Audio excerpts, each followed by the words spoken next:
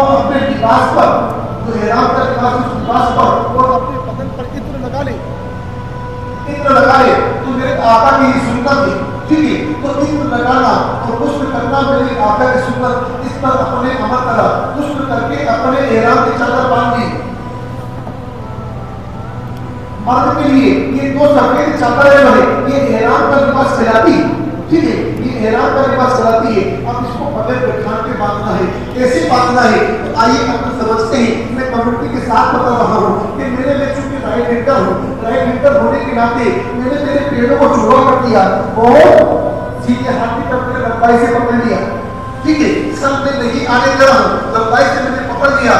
एहराम बांधने का एक तरीका कि मैंने यहाँ पर बिल्कुल नजदीक से पकड़ा और जब इस हाथ को इधर लेकर आता हूँ तो चुटकी को भी आगे बढ़ाता हूँ और कपड़े को मैंने पूरा पूरा आगे कर दिया। और आगे करने के बाद लपेटते लपेटते इतना नीचे लेकर आओ कि अपना एहराम अपनी नाक के ऊपर रहे।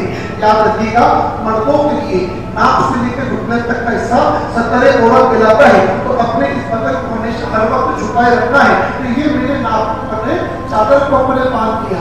एक बार फिर तरीका बता रहा हूँ, देखिए फिर से कि मैंने मेरे पैरों को छोड़ा करा, इधर लंबाई से इस चादर को मैंने पकड़ लिया। चूंकि मैं राइट हैंडर हूँ इससे मैंने सीधे हाथ से मैंने पकड़ा और फिर यहाँ पर से इस तरह से यहाँ पर बिल्कुल नजदीक से कपड़े को टाइट करा, चुटकी से आगे हाथ बढ़ाते हुए इस कपड़े को मैंने आगे ही कर दिया और आगे करके लपेटना शुरू करा। लपेटते लपेटते इतना नीचे लेकर आओ कि अपने एहराम अपनी नाक के ऊपर रहे। तरीके दूसरे भी हो सकते हैं, मुझे ये आसान लगा तो मैंने ये बता दिया, ठीक है। तो रब्बा शुक्र साले मकसद ये कि हमारी एहराम में कटान नहीं लगेगी। तो एहराम अपने आप में इस अंदाज में बांधो कि वो टाइट रहे, वो टाइट रहे और इसके पर सिर्फ सामान, पैसे, मोबाइल रखने की नियत से एहराम पर व्यक्त बांधा जा सकता है, लेकिन एहराम टाइट करने की नियत नहीं करेंगे।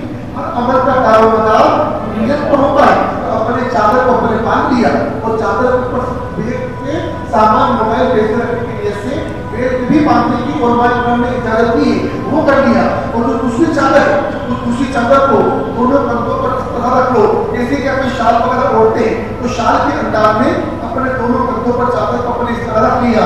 रब का शुक्र साले मैंने एहराम का लिबास क्या पहन दिया, एहराम नहीं पहना, एहराम का तो पाबंदियों का मैंने लिबास पहन लिया। तो मर्द के लिए दो खास चादरें, उनके लिए एहराम का लिबास कहलाता है।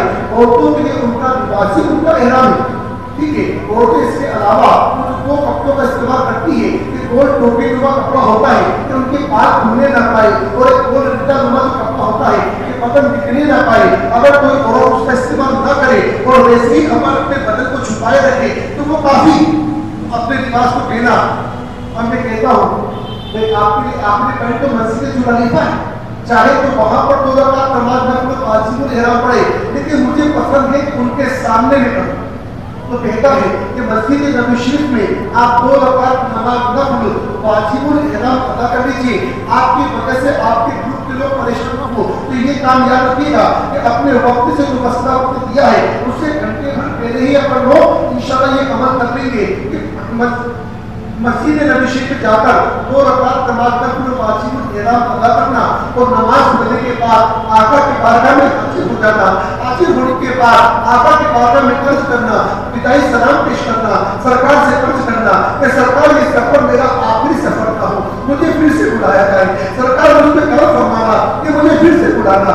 आका आपका दरबार बड़ा प्यारा लगा है, आका आपके कर्म से मैं जा रहा हूँ, आका आपके कर्म से मैं जा रहा हूँ। लेकिन आका मुझे नहीं पता कि हरम काबा क्या होता है, आका मुझे नहीं पता हुदूद हरम काबा क्या होती है, आका मुझे नहीं पता कि मीना क्या होता है, अराफात क्या होता है, मुज़दलिफा क्या होती है, आका मुझे नहीं पता कि इनका अदब और एहतराम क्या है, आका मुझे नहीं पता कि आपके रब की जात किस कदर बुलंद वाला है, आका मुझे कुछ नहीं पता, आका मुझे नहीं पता। तो मेरे तो गलतियों की गुनाहों की आदत पड़ी नहीं है। आका करम फरमा दीजिए कि आपके रब के घर पे जा रहा हूँ, रब के हरम काबा में जा रहा हूँ। मेरे आका आपने ही बताया कि वहां पर एक गुनाह 1 लाख के बराबर है। करीब आका मुझसे गुनाह हो सकते हैं, आका करीब करम फरमाना कि अगर मुझसे कोई गुनाह हो जाए, कोई गलतियां हो जाए, हज के अरकान में दुरुस्त नहीं कर पाऊंगा, मैं उम्रे के अरकान दुरुस्त नहीं कर कहूंगा, आका जो गलतियां हो जाए उसको अपने रब से माफ करवा देना, उसको अपने रब से माफ करवा देना। आका करीब उस पर करम फरमाना कि मेरी गलतियों को माफ करवाना और मेरा हज मेरा उम्रा ऐसा हो जो मेरे लिए और